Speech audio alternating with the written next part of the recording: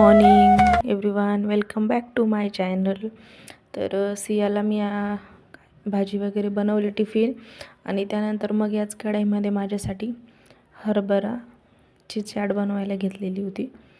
त्यासाठी मी आता तेलामध्ये जिरे मोहरी टाकली, त्यात नंतर कांदा टाकला आहे. एक मोठा कांदा कट केलेला मी पण अर्धाच टाकते, अर्धा नंतर परतून टाकणार आहे म्हणून. कांदा थोडासाच लाल होऊ देणार, जास्त काही लाल होऊ देणार नाही आहे मी. त्यानंतर त्यात टाकले आहेत मटर, अगदी थोडं थोडं परतवून घ्यायचं. त्यानंतर टोमॅटो, थोडंसं जास्त म्हणजे आपण भाजीला जसं जास्त लाल वगैरे होऊ देतो कांदा, तसं नाही, अगदी नॉर्मली. त्यानंतर माझ्याकडे कांद्याची पात होती थोडीशी, सो तीही टाकून घेतली मी. आता थोडंसं परतवून घेते याला. आणि मीठ नाही टाकणार, मीठ अगदी मी कुकरला लावले होते तेव्हाच टाकलं होतं मीठ. त्यानंतर हळद, लाल तिखट, बस एवढंच. आणि आता मिक्स करून घेते हे. आणि त्यानंतर मग आता आपण कोरडवलेले हरभरे रात्री भिजू घालून सकाळी 1-2 शिट्ट्या देऊन घेतल्या मी. आणि शिट्टी देताना त्यात मीठ टाकलेलं, जेणेकरून त्या आतपर्यंत जातं आणि चवीला छान लागतात मग.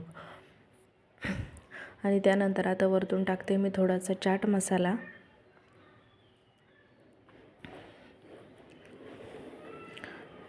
याने खूप छान चव येते.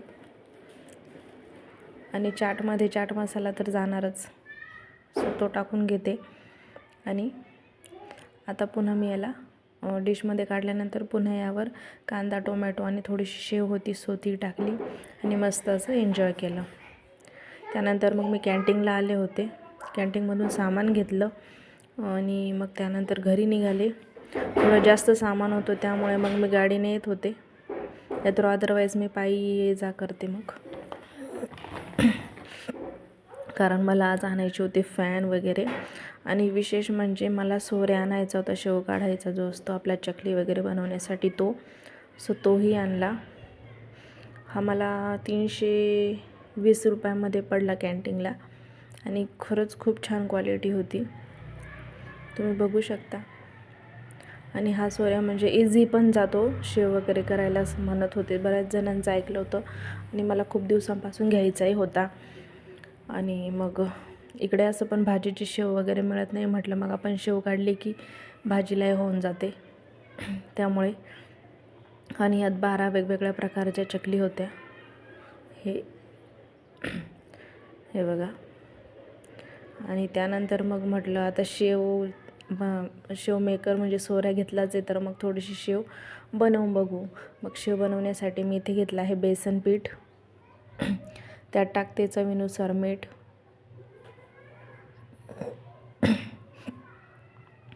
आणि मग मी हे ओवा टाकते क्रश करून.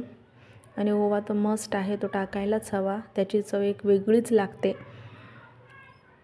आणि गरम कडकडीत असं तेल घेतलं आहे मी, 2 चमचे घेतलं होतं, अगदी पोह्यांचे जे 2 चमचे असतात ना तेवढं अंदाजेच घेते मी सर्व जिन्नस.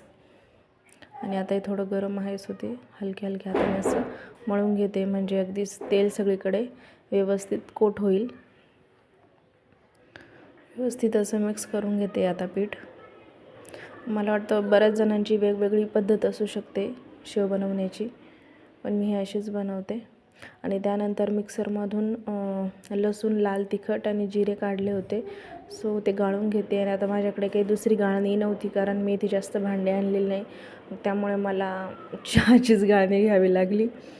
आणि हे सगळं व्यवस्थित मिक्स करून घेते आणि गाळून घेतलं, कारण की मग त्यातलं जो लसूण वगैरे असेल तो जर तसंच टाकलं तर मग ते शेव करताना अडकेल असा. मग अशी शेव मी मस्त छान अशी बनवून घेतली. आणि खरंच खूप इझिली पडते.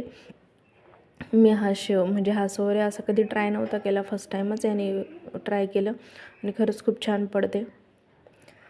आणि पीठ भिजवताना जास्त घट्टसर भिजवायचंही नाही मुळातच. त्यानंतर मग सिया स्कूलमधून आली आणि आज तिला मिळालं होतं स्टार ऑफ द मंथ. आणि मुलांचं कसं असतं ना, मूड असला तर ते काहीही खेळतील, आणि मूड नसला तर मग काहीही द्या तुम्ही त्यांना, पण ते खेळणारच नाही.